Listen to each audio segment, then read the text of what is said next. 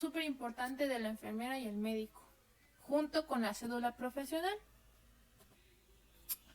Ahora vamos con el acta de defunción. El acta de defunción es un documento donde se da fe y legalidad a la pérdida de la vida de una persona. Esto es expedido por un médico titulado que haya asistido al fallecimiento de preferencia, o sea, que sea que él haya estado con él cuando falleció, que lo atendió desde el ingreso hasta su fallecimiento. Este es un certificado que se emite en el hospital, que quiere decir que ya no cuenta con vida. ¿Qué quiero decir con esto? Es un documento que se avaló más que nada por un electrocardiograma, una auscultación, una anamnesis, que hayan comprobado que ya no hay signos vitales. La necropsia. La necropsia, mejor conocido como autopsia, es un procedimiento que se le hace a una persona que haya fallecido por, eh, por causas no naturales, por alguna violencia o por algún accidente. Entonces, esto debe de ser realizado por un médico, especialmente un especialista, un especialista que haga la necropsia. También se hace un documento legal en el cual se redacte todo lo que vio, todo lo que pasó y de qué murió el paciente. Un cadáver. Un cadáver de estos deben de ser pues inhumados, exonerados, cremados, embalsamados dentro de las 12 a las 48 horas. Esto posteriores obviamente al fallecimiento. Después de esto, el cadáver se le da lo que es la sepultura, se crema, cualquiera de las dos. Esto también depende mucho de las creencias del paciente, de dónde estén también, porque aquí, por ejemplo, se le hace un acto fúnebre, que es los primeros rezos, se vela durante más o menos 12 horas al parecer. Después se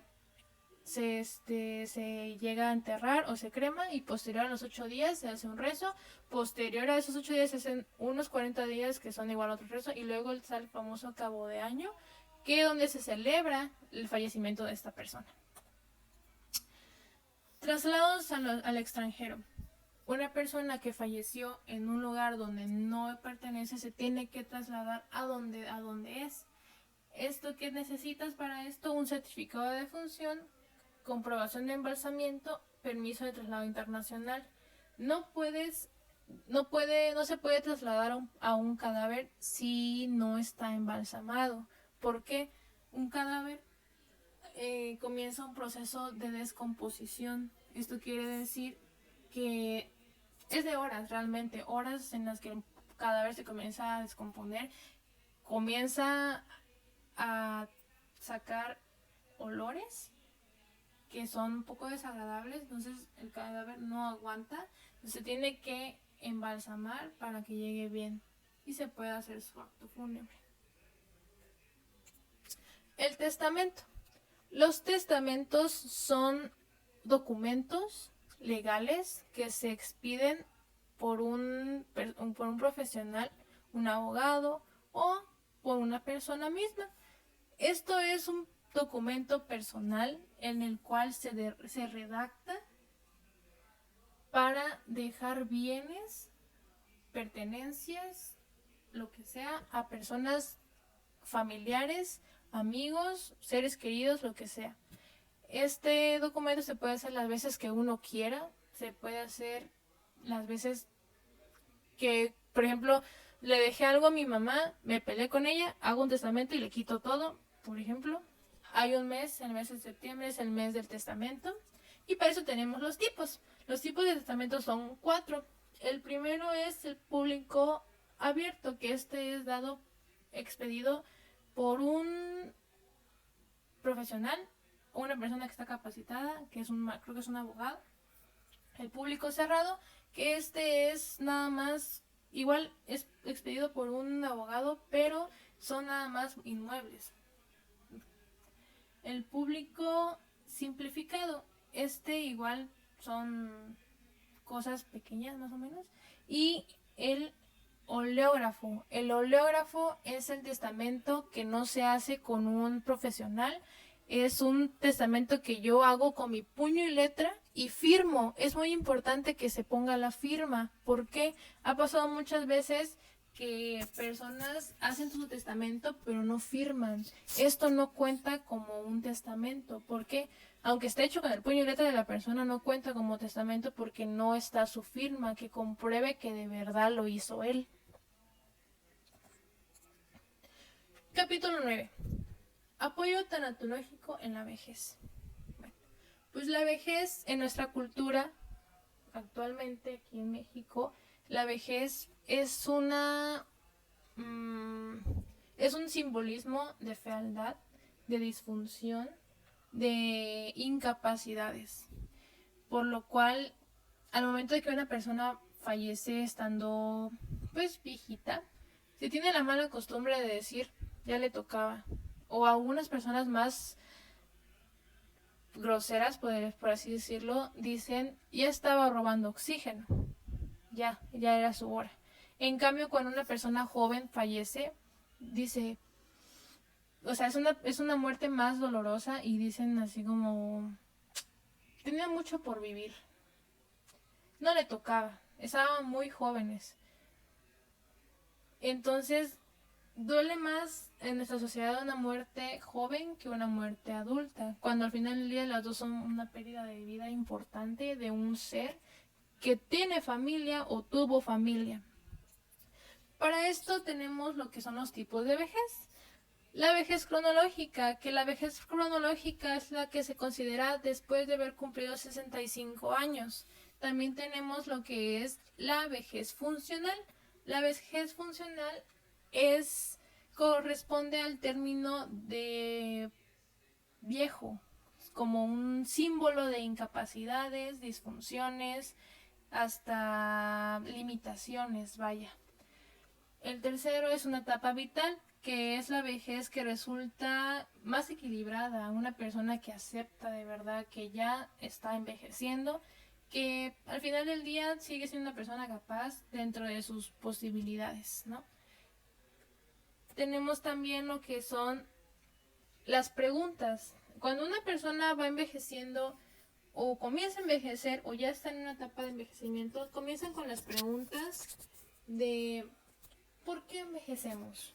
El hecho del por qué envejecemos en el audio nos dice que hay unas teorías que yo las dividí por dos y estas se dividen en 3 y 4 la otra. Que la primera es la teoría de la programación genética. Esta se divide en 3. Teoría por senectud programada, teoría endocrina y teoría inmunológica. La teoría por senectud programada es un resultado de encendido y apagado más o menos secuencial de los genes. La teoría endocrina es la pérdida asociada a la edad que son evidentes como un reloj cronológico biológico de que tenemos que ir envejeciendo con el paso del tiempo, ¿no? La teoría inmunológica nos dice que está hecha por programaciones inmunes del sistema inmune que conduce a la vulnerabilidad creciente. ¿Qué nos da a entender con esto? Esto quiere decir que conforme vamos creciendo, nuestra capacidad inmune va disminuyendo y nos hace más susceptibles a enfermedades y eso es lo que nos va deteriorando poco a poco y por eso vamos envejeciendo. La segunda son las teorías de índice y variable, que estas se dividen en teoría del desgaste natural, que como el nombre lo dice, las células y los tejidos van envejeciendo poco a poco, ya no se regeneran, ya no hay un proceso de evolución, sino de envejecimiento. Teoría del radical libre, que esa es una acumulación de radicales de oxígeno que es la causa de que las células se vayan eventualmente desgastando junto con los órganos. Así que hay un desgastamiento. Teoría del índice de la vida. Cuanto más mayor sea la tasa metabólica del individuo, mayor es la duración de la vida. ¿Qué quiere decir o qué nos da a entender con esto? Que mientras más sanos seamos, mientras más activos seamos, más vamos a tardar en envejecer. Y la teoría del sistema autoinmune. Esto se confunde y se ataca a sus propias células corporales más allá del envejecimiento biológico. Quiere decir que nuestro cuerpo mismo nos va atacando y nos va envejeciendo por error. Tenemos también lo que son las inquietudes de la vejez. Al final de este capítulo, tenemos una serie de preguntas que a mí se me hicieron muy importantes, muy recalcables, que son lo que se van preguntando, que es ¿cuál es el significado de la vida? ¿Dios existe? ¿Qué cuida Dios de nosotros? ¿Por qué sufro? ¿Existe algún motivo para el sufrimiento? Esto se apega mucho a lo que son los problemas de fe. Uno cuando va envejeciendo, o los viejitos más que nada, tienen mucho apego religioso. La mayoría, no todos. Por lo cual, cuando van envejeciendo y ven que su vida se está apagando poco a poco, se van preguntando, ¿dónde está Dios? ¿Por qué me está haciendo esto? Yo lo necesito, yo no quiero envejecer.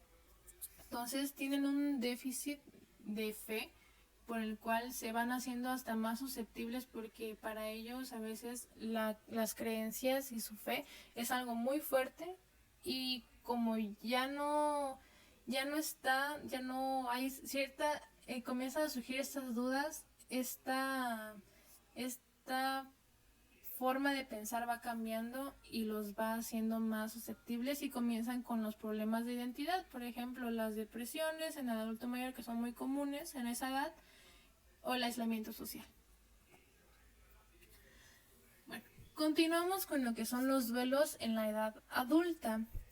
Para esto quiero citar el libro de Nancy O'Connor de Déjalos ir con amor, que en ese libro, en uno de los capítulos, nos habla de lo que son las pérdidas y los duelos, que son realmente los mismos de acá, que es la pérdida de un hijo, la pérdida de un cónyuge y la pérdida de un padre. Que para para este libro son culpabilidades de adaptación, que al final del día se atribuyen a lo que son el cónyuge sobreviviente, la pérdida de uno de los padres y la pérdida de un hijo.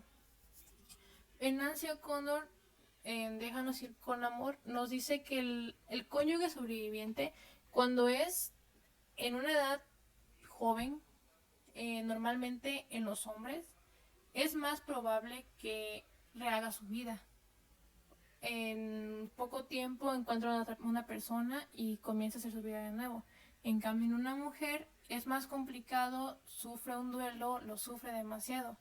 Y cuando una persona ya está envejeciendo y hay una pérdida de un cónyuge, el sobreviviente trata de honrar a esa persona con la que estuvo con su vida. Normalmente se ve que las mujeres, las viudas, que son ya de edad avanzada, no vuelven a tener una pareja en toda su vida y se quedan con el recuerdo de esa persona. En cambio, los hombres normalmente sí llegan a tener varias relaciones más después de la pérdida de su cónyuge.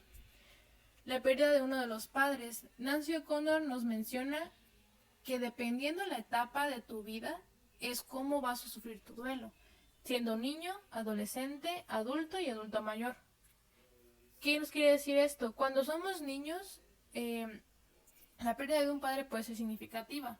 Esto porque menciona un caso de una persona que se peleó con su papá, y como se peleó y al poquito murió, piensa que por su culpa él fallece.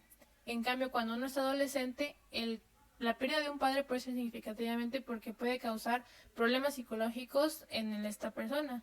Cuando es un adulto joven, normalmente se atribuye la pérdida a, más que nada, buscar culpables.